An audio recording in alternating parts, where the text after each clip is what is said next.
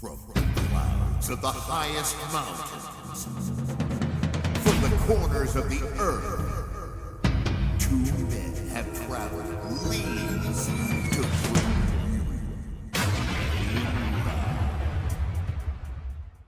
you. Welcome to the Eagle Boys, Drew Ladd and Nick Huber. Overkill.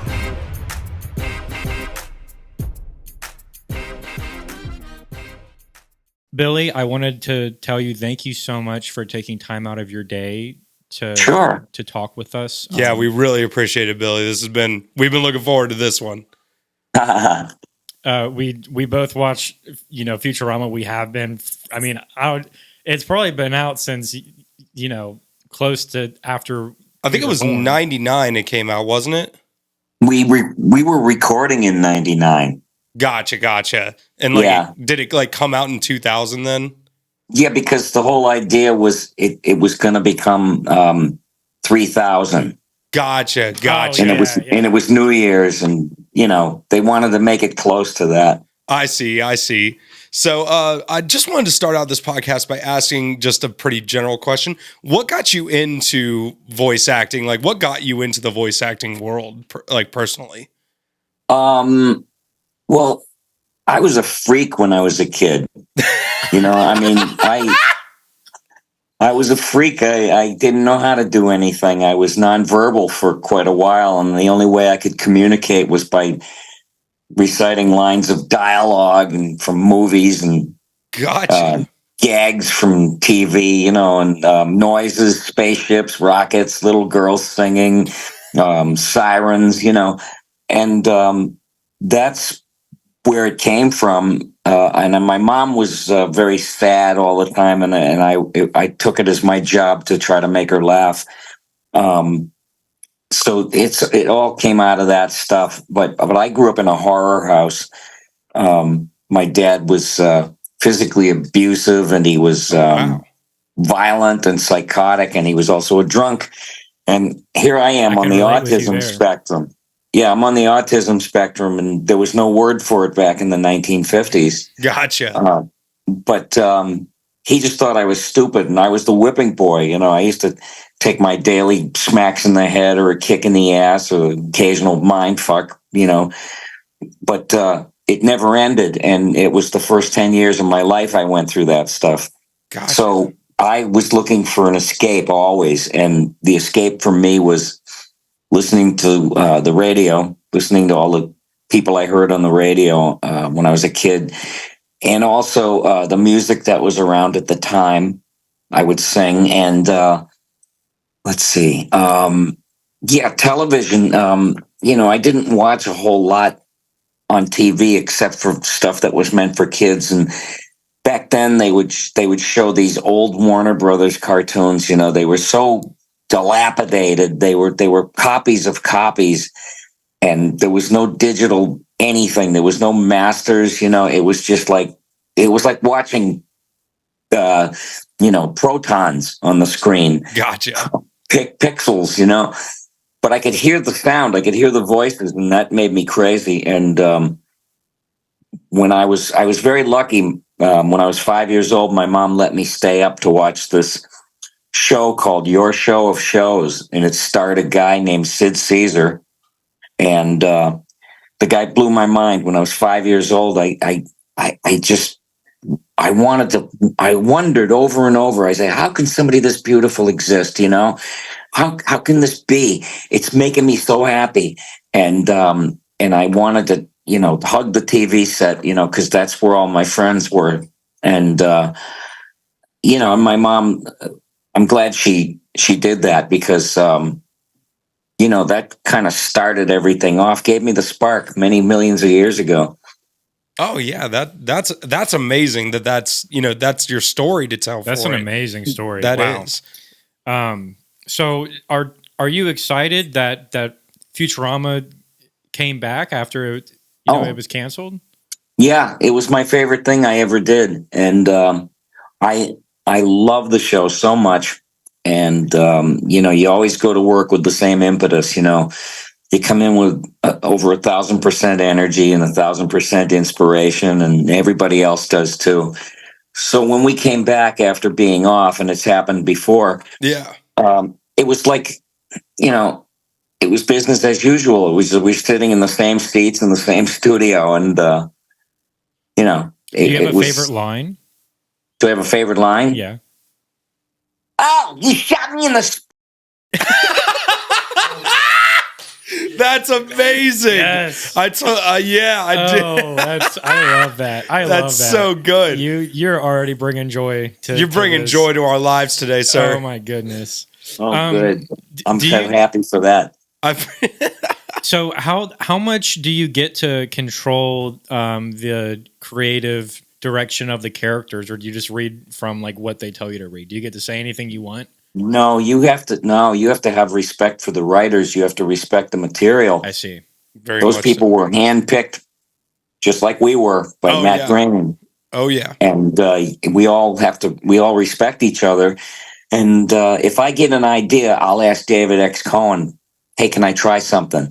Because you got to honor the script, you got to honor the written words, and then if you have an idea, they're always up to let you try something. And you know, if it winds up on the floor, so what? You know, you tried to bring something extra to the table, but they deemed it not necessary or whatever the reasoning. Gotcha. So like, I know that you have, you know, obviously you have Futurama, but you've also done Ren and Stimpy.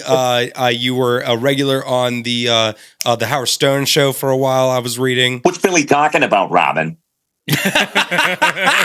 Yes. Yeah, you don't know what he never knew what I was talking about. And then, so like, what I really want to know is there any character out of all the characters you've done that have been your favorite, like the Red M&M or Fry, Mr. Farnsworth, anything like that? Gosh, as far as Futurama goes, I don't have a favorite because I love every single character equally. I put the same amount of work into a character, whether it's a difficult character to voice or whether it's easier for me. But I put the same amount of elbow grease into everything. I don't want any throwaways. You know, I wanted to stand out. I didn't want to, you know, have a bunch of cartoony, screechy, cloying, annoying. Yeah, totally understand. High pitched voices, you know. And a lot of stuff sounds the same to me on television. And I wanted everybody to know, hey, hi, it's me, you know? Yeah, definitely. I love Dr. Farnsworth. I think he's so funny. When he says, and I might ask you to say this. I know you probably hate that because people ask you to do it all the time. But I love when he says, to shreds, you say. To shreds, you say? Yes. I don't want to live on this planet anymore.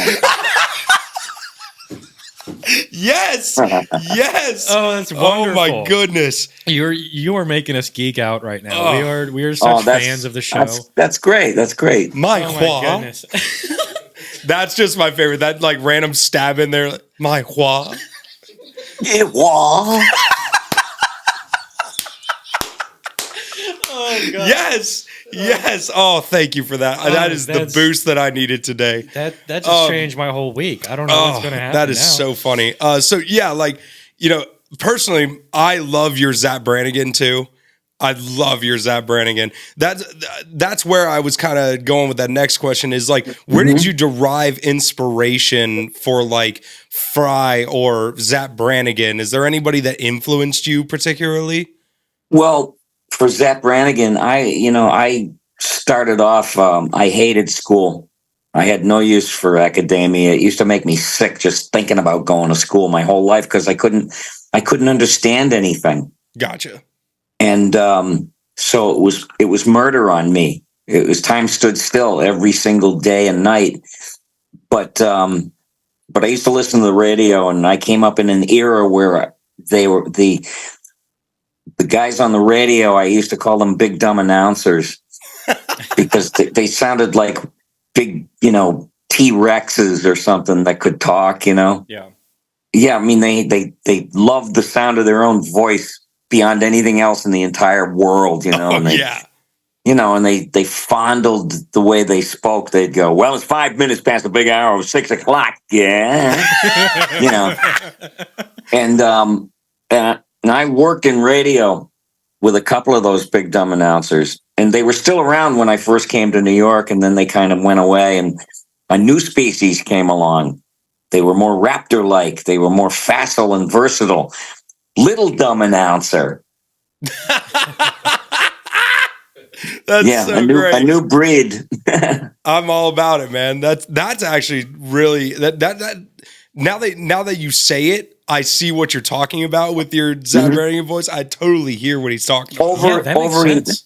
Over enunciated and clinging to the words in all the inappropriate ways and emphasizing the wrong things, like paying no attention to the subtext. And I knew Phil Hartman, and they wanted him to do Zap Brannigan, and I met Phil Hartman and hung out with him, and we both had this commonality, this love of big dumb announcers from the old days. He was into it. He was a radio head, and I worked in radio, like I said, so we had a lot to talk about all the time, and when his wife dispatched him, they waited, and then they asked me if I would try the Zap Brannigan character, and I said yes. I'll do my version of those big dumb announcers, and I'll ham it up a little more and everything, and hopefully it'll resonate like what Phil Hartman would have brought to the table. Absolutely, that's amazing. Jeff, inform the men. I made it with a woman. That's so great. Do you ever find yourself slipping into your characters like day to day? Do you ever? No. No, you leave work or you leave, the booth, and then you're just done. You're like, all right, time to be myself again. No, work is like Las Vegas. What happens at work stays at work. Hey, you know what? Hey, respect to that. Respect to that. Yeah. You have to make a separation. Otherwise, you'll have no life if everything is like. I remember when I was in radio, it's like radio was so immediate and so disposable. Like everything you did, if you came up with something really good at 8:30 in the morning, 600,000 people have already heard it, and you can't do it again. And it takes 3 minutes, and so you can't spend the night, doing chin-ups and must come up with bit for tomorrow. Because radio is like a comedy vampire. It's just like in one ear and out the other. Totally right. I mean, with the era of podcasting now, I feel like, these ideas, people can put them together and really put time into it. But with radio, like you said, it was the same deal. At 8:30 in the morning, you had that idea. Somebody else has already thought of it. Right. Oh, yeah, of course. And we can do it like our own way with podcasting. We don't have to rely on what anyone else says. We can ask the questions we want. We can give it in the format we want to give it in, and it's great. Yeah. Exactly. I think I would have trouble being in radio again because you can't make jokes anymore. It's like jokes were not meant to piss people off, and you tell a joke or you say that you write something funny, and people get angry. And I don't understand that. I come from another world, I mean, thank you. Yeah, I just, it's like, what is everybody too cool now to laugh? Jokes are supposed to make people laugh, and if you get offended, that sounds like a you issue. If you get offended, you know what I mean? It's a joke, kind of, right? It's intended to make someone laugh, and now jokes can be hurtful, fine, but I think the intention is very important. Oh well, yeah. Mm-hmm. I think comedy in general is important, which is why I think gentlemen like you who are making day like you just did for us, making days brighter with comedy is a good thing. Do you think you could ever do like stand-up comedy? No, it's very difficult. Gotcha. I could never have the discipline I hear you. to work on stuff for months on end and come up with 12 minutes and get up on stage and do it and pretend like it's the first time I ever thought of it. Yeah, that's tough. That is tough. Yeah, it's tough. And then if people heard it, I used to make jokes at the radio station I worked at, meant like 30 something years ago. And people would just follow you around and watch you tell a joke just to see if it played. And they'd go, "We've heard this before." And it's, well, who asked you? Yes, he is so on Who the asked money. you? I gotta find out. I gotta find out if it's funny or not. Do you mind? But most people had nothing better to do except follow me around and figure out what I'm going to say next. Exactly. I went to see this movie about the Wizard of Oz movie. Yeah. Is it Wicked? Wicked, yeah. Yeah. And then there was a double feature, and there was a movie about Elon Musk, and it was called Dickhead. Oh my God. Oh, here we go. That's funny. Here we go. Yeah, but people will go, what do you mean? So you're calling Elon Musk a dickhead? Yeah, I know, in a way. But Well, what's the point though? Like, why would you even think like that? like you went to the negative part of it right away. And so I know, and you have to have a victim to make people laugh. You always have to have a victim. Yes. Yes, you do sometimes. It's In the a way, sacrificial lamb. But it's not like the guy doesn't ask for parody. Gotcha. He's begging to be aped or mimicked or. I'm not gonna lie, I've often thought that. Like, he just does stuff to be funny at this point. Yeah, but the thing is he invented a new form of comedy. It's comedy without the laughs. Oh gosh. Oh my Yeah, it's like that. That's his new performance art. That's so great. I think something really, really, really funny is going to come along someday and replace comedy. I just don't know what it is yet. We'll just have to wait and see, I guess, man. Uh-huh. That's a funny way to look at it. Ironically enough. Yeah, well, you're living in a world where comedy is suddenly not funny, and it's like, okay, all right. Well, Do you have a favorite comic? propose? Huh? Do you have a favorite comic? Do you like stand-up comedy? Let's see. I've seen a few people that I actually thought were really good, but I don't follow it. I mean, I followed comics of the days of when I was coming up. And I knew people like Jay Leno and Bill Maher. I knew those guys. Wait, what do you mean you knew them? Like you knew them, or you knew of them? How did you know them? Well, because they came from Boston. Oh yeah, that's right. They are all Boston boys. So did you know them I came from Boston, and so when I was trying to do stand-up clubs, after I got out of music, they took away my spandex license in 1978, so I didn't want to play music anymore. Yeah. And so I started going to the comedy clubs, and I'd get up on stage and I'd do whatever the fuck I thought was funny. I would just throw shit against the wall. And some nights you'd be brilliant, and some nights you'd go to hell in a twisted metal fireball. And you can't replicate the emotional resonance from one audience to another. So, it was risky business not having an act. Totally get it. But when I did voices, when I opened my mouth and stuff started flying out, that's when the air just changed. Everybody was like, "What's going on?" But I at that very time, ironically, I fell into radio in Boston, and I figured, you know what? It's better. Like, you could have 2 HBO specials in those days, and still nobody would know who you were. Yeah. But if you're on the radio in front of 600,000 people every morning, and you do a few screwball things, it resonates. It lasts. So you did. For radio, it lasts. It's nothing. It's like I said, it's really disposable. You did radio, but what did you do after? Because you didn't do Futurama till 1999. But what did you do in between radio and Futurama? Were you just like what was your first big break? I was ready to get out of New York, and I had enough of the Stern Show. And oh wait! I want to ask about that. Okay, how was the Howard Stern Show? Did you know Beetlejuice? No. Oh darn. That's okay. No, I left there almost 30 years ago. Gotcha. Okay. I think Beetlejuice might even be 30. Beetlejuice was sitting in his own Beetle shit when I was on the radio.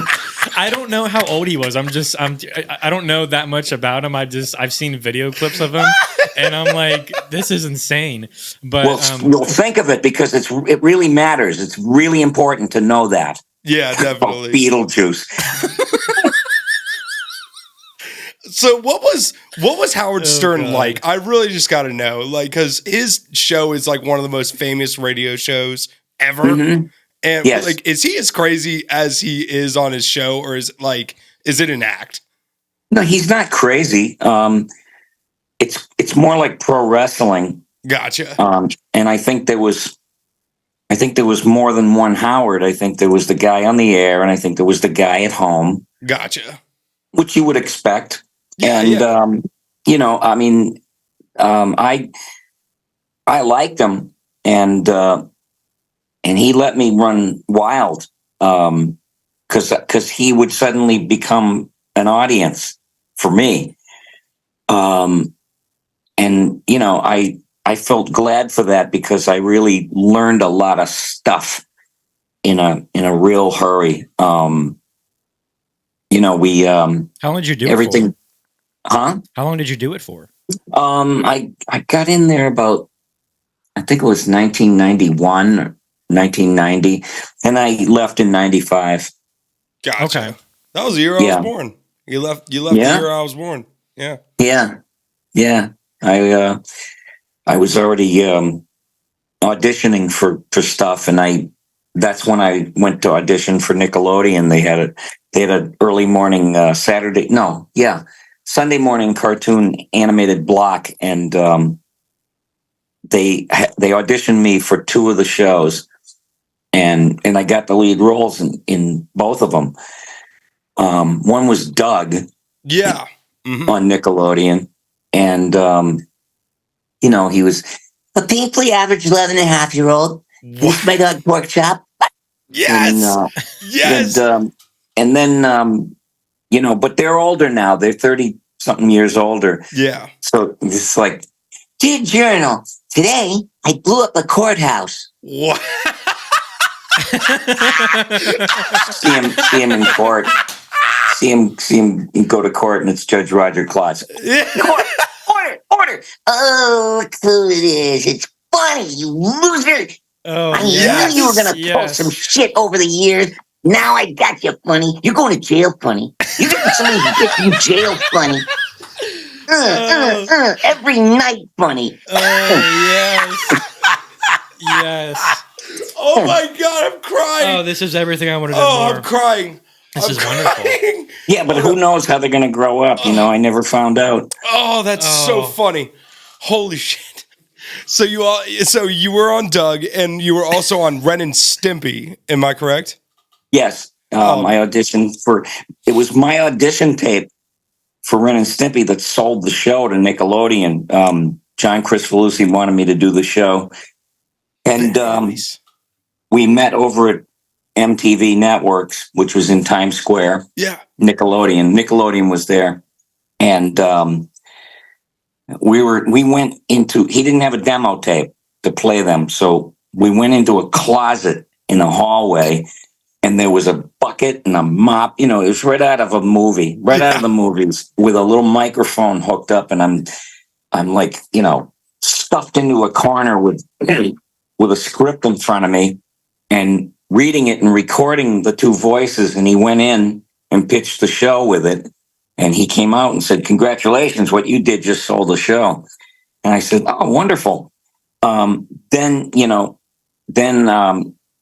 I found out that he was going to do the Ren voice. And you know what? I didn't give a fat frog's ass who did what. I had a job in cartoons. I mean, that was, you know, I was happy for that. I was delighted. So I didn't care. But that's how that happened. That's so cool. That's actually a crazy story. Just like, crazy. dude, happy, joy. happy, Shut up, you fool. I can feel you. Oh my gosh, that's amazing. I didn't think we would.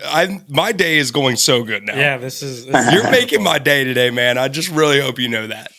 You're damn lucky because More than lucky, I'll tell you that. no, for not for that reason. It's yesterday. I don't know how it happened, but I popped a tooth. One of my bottom teeth just popped out. Damn. And I was mortified. And I said, well, wait a minute. I got to do a Fleischer Animation Festival tonight. I have to host it. Oh, and I'm going to go up there and look. I said, I'm going to look like a beat up cat with a tooth missing. Oh, God, yeah. You know? it's not that bad. I didn't even notice it. Well, but I was going to wear a mask. And then I said, that's phony. Why bullshit people? You know, they know who I am. And I'll just tell them. I said, look, I didn't want to look like a beat up cat or a drunken hillbilly. You know, I just, I tried to glue it back in. And oh my gosh, did it work? Yeah. For Gorilla Glue isn't as good as the TV says, you know. Doesn't no, really I didn't do the use. job. Well, I didn't use Gorilla Glue. Are you going to go to a dentist for it? Yeah, I mean, but my dentist was closed yesterday, of course, and so I'm like spitting nails because I'm wondering what I'm going to do. But I'm just going to show up with my fucking hillbilly mouth. People are just going to be happy to see you, man. I'll tell you that right now. You We think? were just talking about Beverly I Hillbillies. know. Yeah, we were just talking about Beverly Hillbillies. Yeah, we were. So I want to look like a beat up cat tonight. I got to find some ears like the kids wear in the videos. Oh yeah, just get like the fluffy ears and everything. You'll pull it off just some fine. whiskers. It'll be wonderful. That'd be so maybe great. Maybe I'll find a place to spray. maybe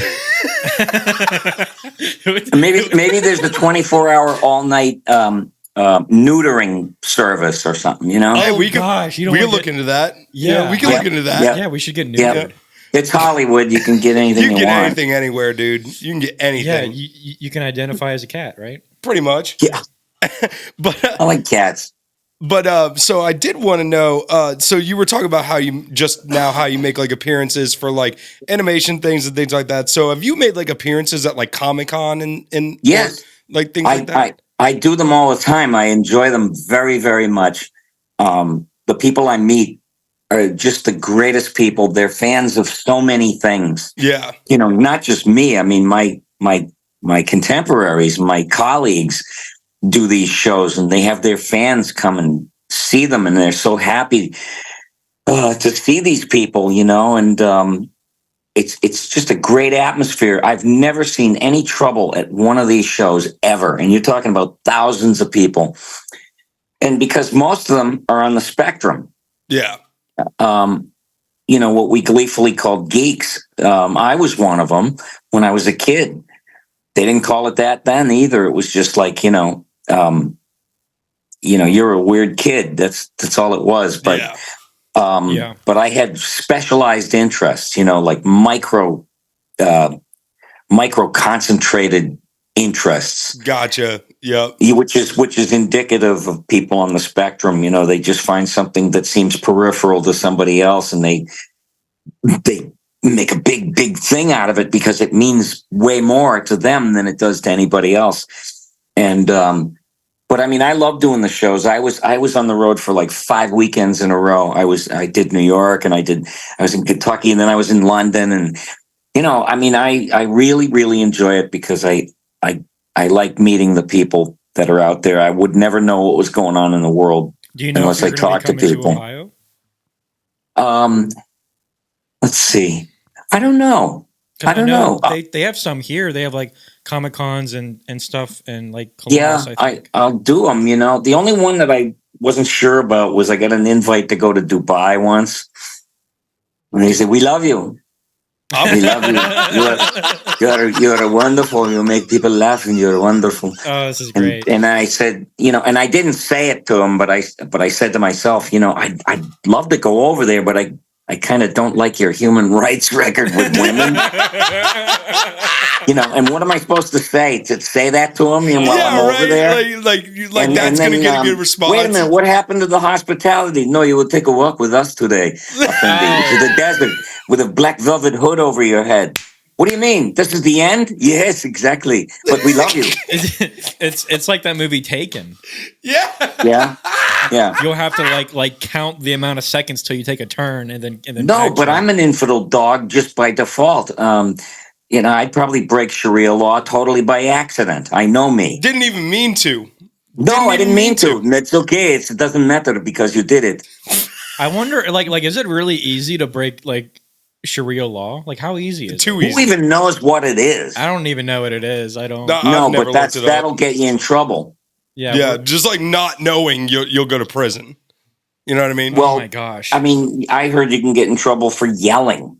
Really? What? Think of being a woman going over there. Oh my God. That must be so scary. But the thing is there's all these models that show themselves in Dubai, and I wonder about that myself. Like, it's probably, special effects or something. There's so many people that maybe Dubai has its own rules though, because they have so much money. You're probably protected. That's what I'm saying. It's one of the richest cities.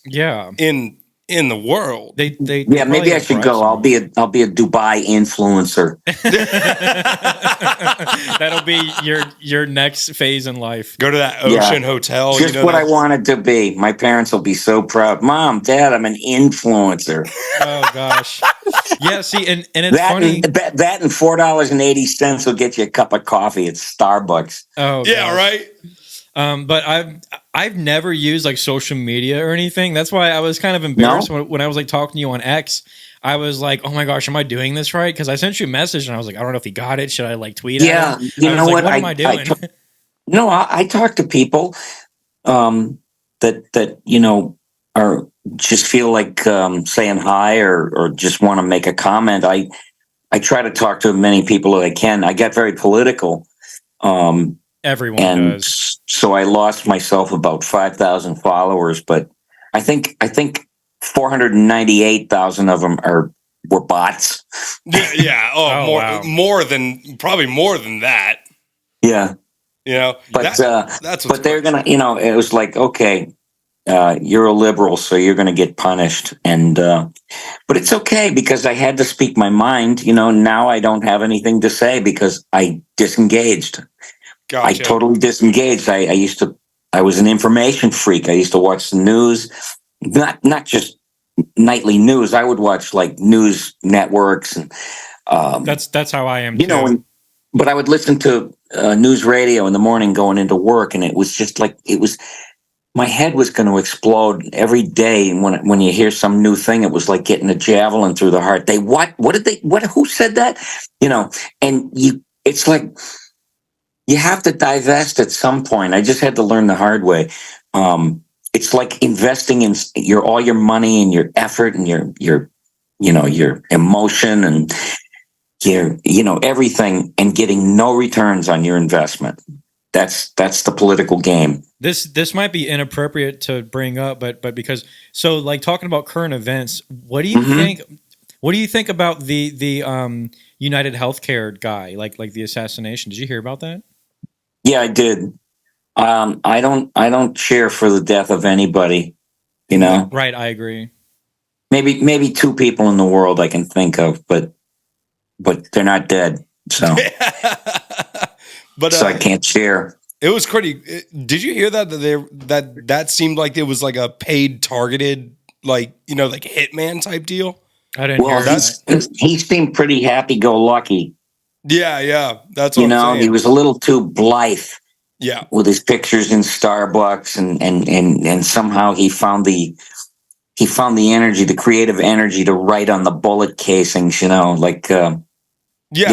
thinks he's a super crook from the like Marvel James comic. Bond, the Marvel comic universe. He's a super villain.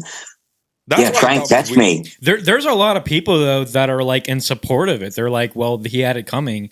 And I'm just like, nobody has it coming, but dude. like he still died. He still has a family, though. I mean, that's what I'm saying. It doesn't matter. Our healthcare does suck for a lot of people, but yes. you can't can't revel in the thought of someone losing their life. That's a little messed up. No, because somebody's going to say that about them someday. Exactly. Someone is You definitely had gonna it say something. coming. Right. Yep. So like, where does it end? Where does the It never ends. It never ends, and that's why I disengaged. I don't argue anymore on I Twitter. totally. I don't. You know what? I'm kind of with you on that one. I'm very much with you on that one. Yeah, people. I had to will argue. disengage. I mean, it'll, like you said, it'll go on forever and ever. And people are reading shit that I posted 6, 8 months ago. Just now they're reading it and they're unfollowing. You know, it's like, okay, already. All right, I get it. But like I said, I couldn't just sit there and not say anything. So, you know, I just did what I could. Is X your favorite platform? Is that like the only thing you use? Do you have an Instagram and stuff? If you could call it a favorite anything, I don't know if it's a favorite anything really. It's just the one that I have. I was on Facebook, but it's too difficult to get on. Yeah, Mark Zuckerberg made it it's too like difficult. they don't answer the phone. You can't get an answer to your question about, you know, hey, what happened to my Facebook page? You know, it's like, good luck. Yeah. So I mean, if they don't need me, I don't need them. No, And, I totally understand. I totally understand that. Yeah. So like when you do like get into going back to like just like your career as a voice actor, when you are like getting ready for a character, do you like have time before? Like are you introduced to the character before you go into record, or is it kind of like you kind of got to figure it out on the fly? Sometimes you have to figure it out on the fly. I'll read the script the night before or the day before, and I'll see that they have me marked to do a certain character, and I have to figure out what it is that they'd be looking for. And obviously, they designated me to do it in advance because they're probably sure that I'll come up with something for them. Yeah. Something good. And you know, it's you develop characters, and they develop slowly in different ways. Like if you watch episode 3 of The Simpsons and episode 8 million, they sound totally different. Yeah.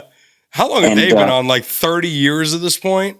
Yes, but that happens in every cartoon. You start out one way, and then they become what they were supposed to be. Yeah, definitely. It just takes you a while to get to it, you know, and it's the work in progress that's interesting. What do you think about AI? Do you think AI is going to play a part into voice acting and all of that? Like, do you think they could just take your voice and just make material off of it? Yeah, they have, and they will. Again, you know, it's like trying to battle people on Twitter. There's nothing I can do about it, so I don't even think about it. You know, my opinion of AI is, if you're going to make art, I have to know that there's a beating human heart behind the endeavor. Mm-hmm. That's what I have to know. And if I don't feel that, or there's something bogus about it, I'm disinterested. You know, I feel it's the like, exact same. yeah, I was an artist, you know, always in my life. I did artwork, and then it got knocked out of the way from music, and I was a musician. But my heroes aren't fucking celebrities, you know? I mean, I have no special worship for celebrities. My heroes were artists, and, you know, sculptors and painters, and Gotcha. Musicians and composers, and you know, all that stuff. What kind of music do you like? Do you like classical music or? Yeah, I do. I like all kinds of music. I like jazz very much, even old stuff. I love old stuff, and I like progressive stuff if I get to hear it. But classical music, I keep going back to it. You know, there's a good reason it's been around for 400 years. Oh yeah. There's something about it that people like. Yeah.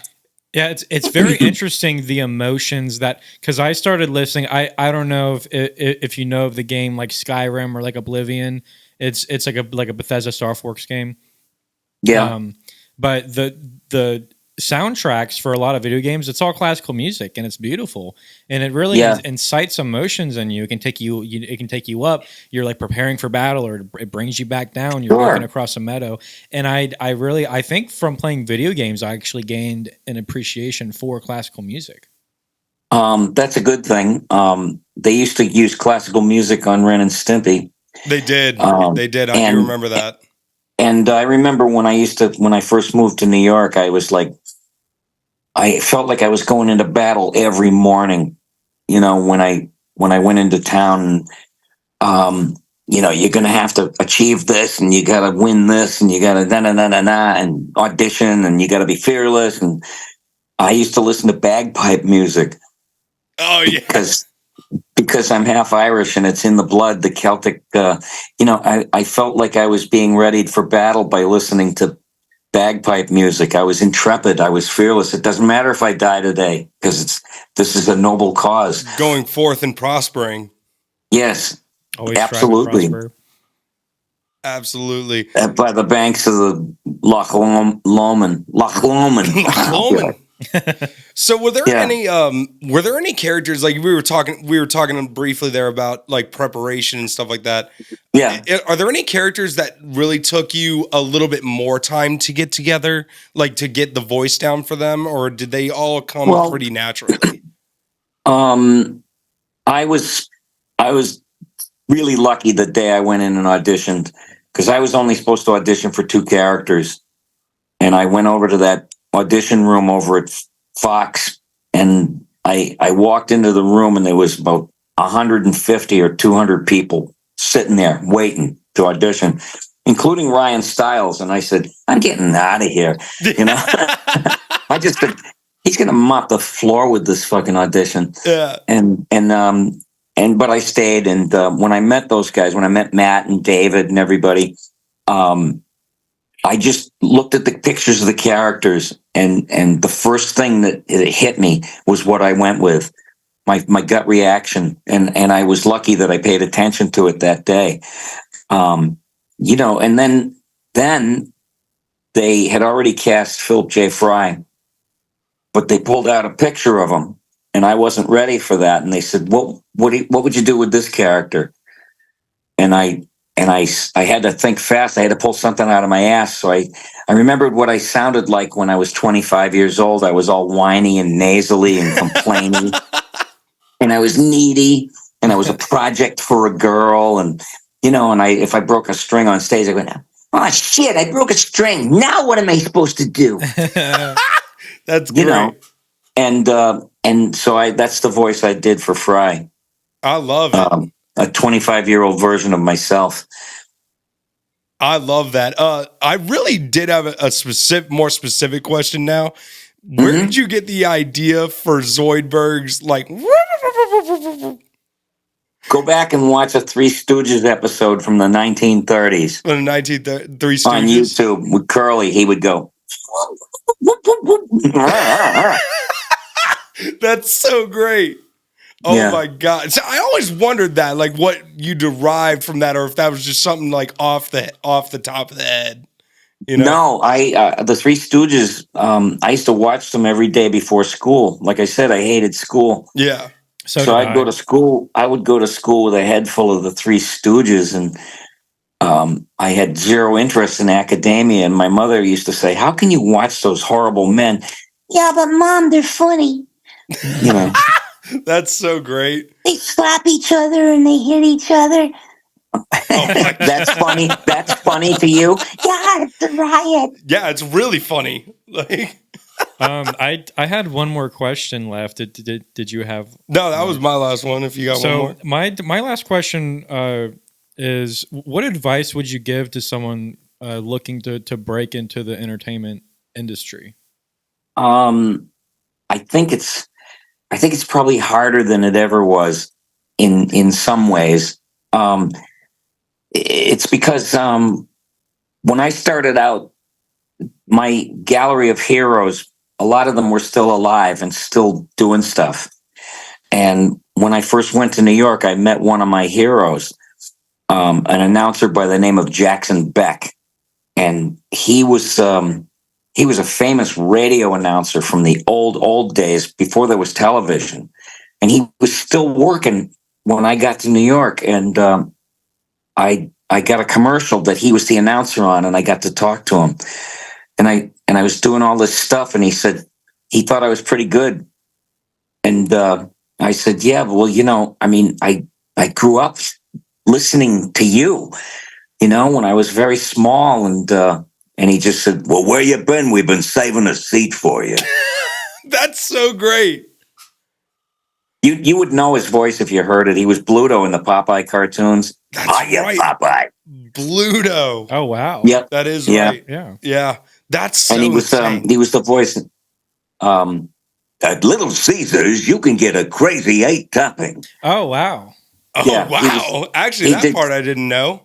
He did commercials for years and years. There was nothing he couldn't do.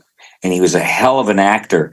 And to me, that was the most important part of doing any kind of voice performance is you got to know how to act. Mm-hmm. Otherwise, people will have no emotional investment in any two-dimensional character that's thrown up in front of them. Mm-hmm. You got to give it a third dimension, or you might as well stay home, I hear you. That's a great. That's actually a really good bit of advice. Billy, but starting out, I don't know. It's like there was a trend for a while where they would only hire people that had 1 million followers. Didn't matter if they had any talent or not. Yep. Yeah, which is strange. I don't think it should be based off of that. It doesn't. No, really nobody seem fair to does except the people that stand to gain from it, but they'll never get into a union. Yep. They'll never be protected, and they'll probably never make a living because they're going to drown in people exactly like them. Mm-hmm. That's a very good way to say it. Totally agree. Yeah. There's how can you have any respect for people that got a job that way? I mean, and if there's 1,000 of them, what must they think of each other? An industry plant. Dude, bro. I get 9 million more followers, dude, bro. Yeah. It is weird how followers have almost become like a stature of currency to a degree. I mean, it kind of is in its own way, though, because the more eyes you have on yourself and like a product, the more money. I mean, the baseline is always money. It's always about money. Right. It always is, yeah. Yep. Yeah. But I mean, I wouldn't even know how to go about it today. I think that guys like me and Jim Cummings and Tom Kenny and Maurice LaMarche, all my buddies, the women, Gray Delisle, Tress McNeil, Johnny DiMaggio, it's like we couldn't come in there with being pre-sold when we started. You had to stand and fucking deliver. Yeah. And you had to blow away a room full of cynics that were sitting there going, Jesus, how many more people do we got to see today? Yeah. And you want to be the answer to their problems. Mm-hmm. Yeah. Instead of creating more, I would say. Yeah. No, and that's a kind of a good way to look at it, is you want to be the easiest part of somebody else's day in that business. Very much so.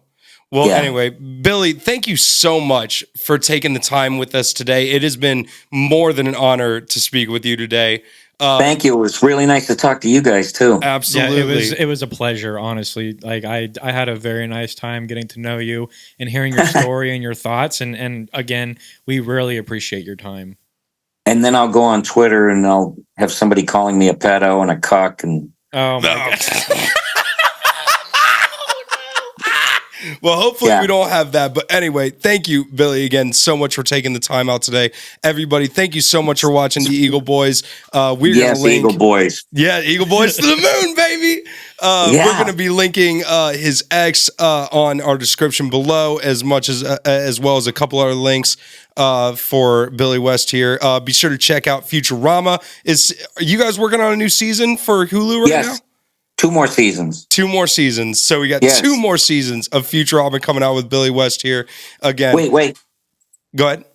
Your podcast is good, and you should feel good. Yes. Oh, yeah. Okay, I'm clipping that forever. I'm keeping that video forever. Yeah. Anyway, again, thank you so much for being on the show, and everyone, thank you so much for watching, and we will catch you all in the next episode. Thank you, guys. Thank you so much, Billy. You have yourself a fantastic day, all right? Thank you so much for talking to us. Thanks. My pleasure. Have a great day, man. Bye. You too. That was killer.